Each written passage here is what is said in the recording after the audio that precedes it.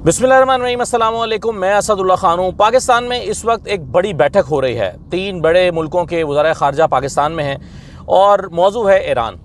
अब आपके जहन में ये होना चाहिए कि पाकिस्तान में ये बैठक क्यों हो रही है। ये इसलिए हो रही है कि डोनाल्ड ट्रंप फंस गए हैं और वो चाहते हैं कि कोई ऐसा मुल्क पाकिस्तान की अमेरिका की मदद करे कि जो इस जंग में किसी हद तक न्यूट्रल रहा है। और पाकिस्तान का किरदार चूँकि न्यूट्रल रहा है और पाकिस्तान मेज़बानी कर रहा है, ईरान का हमसाया भी है, तो पाकिस्तान सूट करता है डोनाल्ड ट्रंप को, अमेरिका को, कि वो इसमें किरदार अदा कर सके। उन्हें लगता है कि इनके ईरान के साथ भी अच्छे ताल्लुकात हैं, सऊदी अरब के साथ भी अच्छे ताल्लुकात हैं, डोनाल्ड ट्रंप के साथ भी ठीक ताल्लुकात हैं, तो ये अपना किरदार अदा कर सकते हैं। अच्छी बात है, अगर पाकिस्तान अपना किरदार अदा कर पाएगा तो ये ख़त्ते के लिए अच्छा होगा। पूरी दुनिया पर इस जंग के असरात, मनफी असरात मुरतब हो रहे हैं, उनके लिए भी अच्छा होगा। लेकिन इस कॉन्टेक्स्ट को ये समझना पड़ेगा आपको कि डोनाल्ड ट्रंप क्यों चाहते हैं कि इस जंग को समेटें और फौरी तौर पर निकल आएँ। देखिए, अगर आप सिर्फ पिछले 24 घंटे की ही खबरें देख लें और उसको कंपाइल करके उसका एनालिसिस करने की कोशिश करें तो सूरत हाल आपको वाज़ेह हो जाएगी। मिसाल के तौर पे एक हालिया सर्वे हुआ है, उससे पता चला है कि डोनाल्ड ट्रंप की मकबूलियत में बड़ी कमी वाक़ई हो गई है। 59% लोगों ने कारकर्दगी से अदम इत्मीनान का इजहार किया और गैर मुतमईन दिखाई दिए। इसका क्या मतलब है? इसका मतलब है कि वाज़ेह तौर पर डोनाल्ड ट्रंप को अगले इलेक्शन की फ़िक्र करनी चाहिए। अब अगला इलेक्शन, उनका मिड टर्म इलेक्शन आ रहा है, अगर वो रिपब्लिकन पार्टी हार जाती है तो फिर उनके जो अज़ाइम हैं वो मुकम्मल नहीं हो पाएंगे और एक बड़ी रुकावट पैदा हो जाएगी। तो वो यकीनन चाहेंगे कि वो अगला इलेक्शन अपना हर हाल में सिक्योर करें और उसके लिए एक एक दिन इम्पॉर्टेंट है, हर लम्हा इम्पॉर्टेंट है। और वो चाहते हैं कि जल्द से जल्द ये जो डैमेज है जो हो गया है, इस डैमेज को कंट्रोल करें और इसका इजाला करने की कोशिश करें। इसीलिए वो चाहते हैं कि इस जंग से निकलें, क्योंकि ये जो हालिया सर्वे आया है इसने डोनाल्ड ट्रंप के और उनकी पार्टी के होश उड़ाए हैं कि भाई ये तो सब कुछ उलट हो गया है, ये सब कुछ हाथ से निकल जाएगा, निकलने जा रहा है। और वाज़ेह नज़र आ रहा है कि अमेरिका के हाथ से जो गेम है वो निकल रही है। इसी वजह से वो ईरान छोड़ के फौरी तौर पर भागना चाहता है। दूसरा, जो एक माह के अंदर ईरान जंग ने आलमी मार्केट से 32,200 खरब उड़ा दिए हैं, यानी आलमी मार्केट से 32,000 खरब का नुकसान हुआ है। तो ये जाहिर है इसका सारा का सारा दबाव अमेरिका पर है, डोनाल्ड ट्रंप के ऊपर है। पूरी दुनिया की मईशतें दबाव का शिकार हैं, पूरी दुनिया की स्टॉक मार्केट्स दबाव का शिकार हैं। तेल की मार्केट जो है वो बिल्कुल, उसकी कुछ समझ ही किसी को नहीं आ रही है कि वो क्या होगा। अगरचे डोनाल्ड ट्रंप ने इसको संभालने के लिए उल्टे सीधे बयान भी दिए, कहा कि जंग तो ख़त्म हो रही है, कहा कि मैं तो इससे निकल रहा हूँ, इस तरह के बयान दिए। उससे आर्जी तौर पर मार्केट्स को सहारा तो मिला, तेल की मार्केट को भी, स्टॉक मार्केट को भी, लेकिन वो अब बहुत ही आर्जी था, उससे कोई ज़्यादा इम्पैक्ट क्रिएट नहीं हो सका। इसी वजह से आपने देखा कि जो तेल की कीमतें हैं डोनाल्ड ट्रंप के इस बयान के बावजूद फिर ऊपर को गईं। तो ये जो एक दबाव है ये डोनाल्ड ट्रंप के ऊपर, अमेरिका के ऊपर मौजूद है। फिर पिछले 24 घंटे में, जैसा कि मैंने कहा कि आप जो इवेंट्स हुए हैं उसका सिर्फ जायज़ा ही ले लें तो आपको अंदाज़ा हो जाएगा क्या हो रहा है। बादशाहत कबूल नहीं, ये नारा लगाते हुए अमेरिका में ट्रंप के ख़िलाफ़ 70 लाख अफराद ने एहतजाज किया है। 70 लाख लोग सड़कों पर निकले हैं और ट्रंप के ख़िलाफ़ एहतजाज किया है कि हमें बादशाह कबूल नहीं है, नो मोर किंग। और डोनाल्ड ट्रंप को बादशाह करार देकर कि एक ऐसा शख्स जिसको ना आलमी कवानीन का पास है, ना अपनी कांग्रेस का पास है, ना वो ज़रूरत महसूस करता है कि अवाम से मशवरा करे, ना वो कांग्रेस की राय लेना चाहता है, वो अकेला शख्स फैसले कर रहा है, तो वो किंग है। और किंग जो है वो अमेरिका के फ़ायदे में नहीं हो सकता, इसलिए किंग कबूल नहीं है। और देखिए, 3100 से ज़ायद शहरों में एहतजाज हुआ है एक दिन में, 3100 शहरों में बैक वक्त एहतजाज हुआ। और मिनीसोटा में जो मुजाहरा हुआ है उसमें तो 1 लाख अफराद ने शिरकत की है मिनीसोटा में होने वाले एहतजाज में।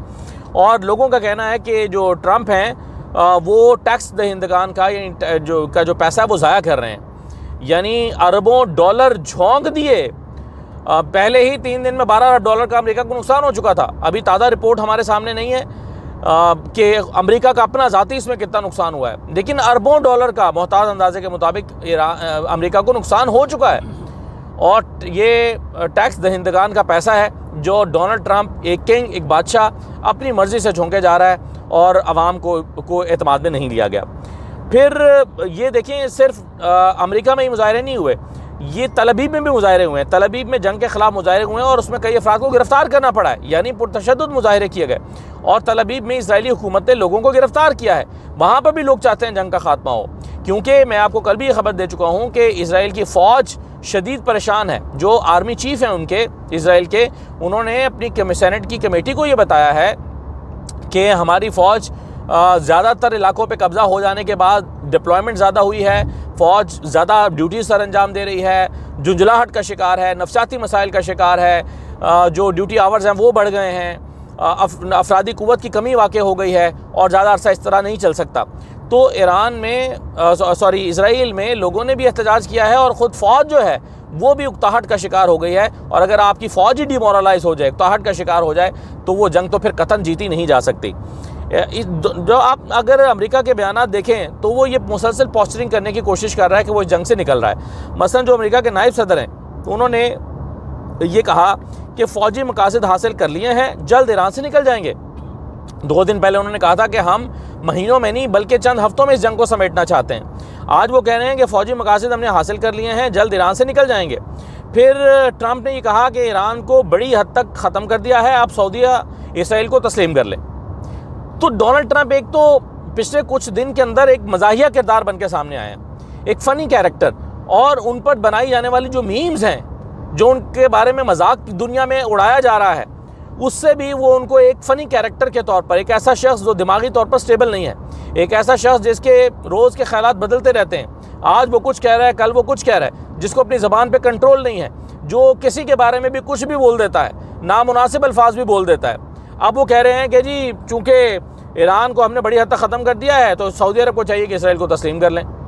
اب یہ تو معاملات ہیں ڈپلومیسی کے ذریعے سے کرنے والے.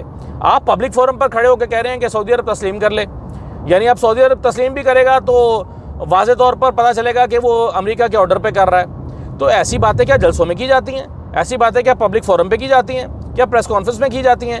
تو کیا ڈونلڈ ٹرمپ کو جو سفارتکاری ہے اس کے آداب کا ذرا برابر بھی احساس نہیں ہے، یا اس کی بنیادی نالج بھی نہیں ہے؟ تو بہت سارے سوالات ان کے حوالے سے اٹھ رہے ہیں. اب ایک جگہ پر انہوں نے گفتگو کرتے ہوئے فلوریڈا میں کہہ دیا کہ سعودی ولی عہد کے خلاف بھی نامناسب انہوں نے گفتگو کی. انہوں نے کہا کہ اب محمد بن سلمان کو مجھ سے احتیاط سے بات کرنی پڑے گی، کیونکہ میں جنگ جیت گیا ہوں، ایران میں جنگ جیت گیا ہوں، تو اب سعودی ولی عہد کو بھی مجھ سے احتیاط سے بات کرنی پڑے گی. آپ انہیں بتا دیں کہ ان کے لیے بہتر ہوگا کہ وہ میرے ساتھ احترام سے بات کریں. تو اس طرح کے بیانات ڈونلڈ ٹرمپ دے رہے ہیں جس سے صاف اندازہ ہو رہا ہے کہ ان کی دماغی حالت جو ہے وہ درست نہیں ہے. انہیں نہ سفارتکاری کا پاس ہے، نہ اپنے کولیگز کا پاس ہے.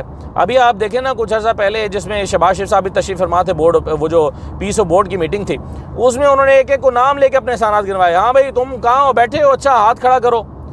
بھائی دنیا کے صدور بیٹھے ہوئے ہیں، عالمی سطح کے رہنما بیٹھے ہوئے ہیں، ان کو آپ اس طرح سے ڈیگریڈ کر رہے ہیں. تو ڈونلڈ ٹرمپ ایک فنی کیریکٹر کے طور پر ابھر کر سامنے آئے ہیں. پھر ٹرمپ نے کہا کہ ایک اور سٹیٹمنٹ میں انہوں نے کہا کہ مجھے ناکام لوگوں کے ساتھ رہنا اچھا لگتا ہے، میں چاہتا ہوں کہ وہ میری کامیابی کی کہانیاں سنتے رہیں. ناکام لوگوں کے ساتھ ان کو رہنا پسند ہے. تو عجیب، یہ تو ایک نارسسٹ ہوتا ہے، نرگسیت کا شکار آدمی جو اس طرح کی باتیں کرتا ہے. تو یہ بہت مہنگا پڑنے والا ہے. تمام آثار یہ بتا رہے ہیں کہ ڈونلڈ ٹرمپ کو یہ پوری جو مہم تھی یہ بہت مہنگی پڑنے والی ہے. جرمن چانسلر نے کہا کہ ٹرمپ کے اقدامات دنیا کے لیے خطرناک ہیں، ایران میں رجیم چینج ہوتا نظر نہیں آ رہا. ایسے ہی خیالات کا اظہار جو ہے وہ برطانیہ کے وزیر اعظم نے بھی کیا ہے. انہوں نے کہا کہ ہمیں اس جنگ میں گھسیٹنے کی کوشش کی جا رہی ہے، لیکن ہم ایسا نہیں کر سکتے اور نہیں کریں گے، کیونکہ انہیں پتہ ہے کہ ڈونلڈ ٹرمپ یہ جنگ پہلے ہی ہار چکے ہیں.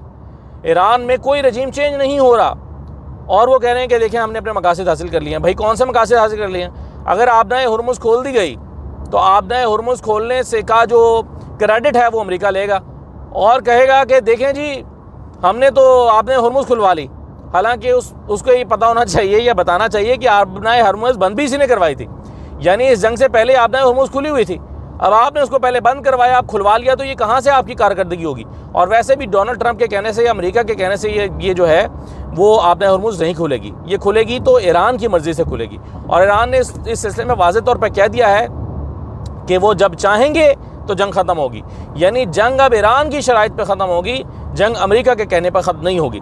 آج جو پاکستان میں مذاکرات ہو رہے ہیں، اگرچہ اس پہ بہت زیادہ امیدیں وابستہ فوری طور پر نہیں کی جا سکتی کہ اس کا کیا حصہ حاصل ہوگا، لیکن بظاہر یہ لگتا ہے کہ یہ ڈونلڈ ٹرمپ کی فیور میں کی جانے والی ڈیولپمنٹس ہیں.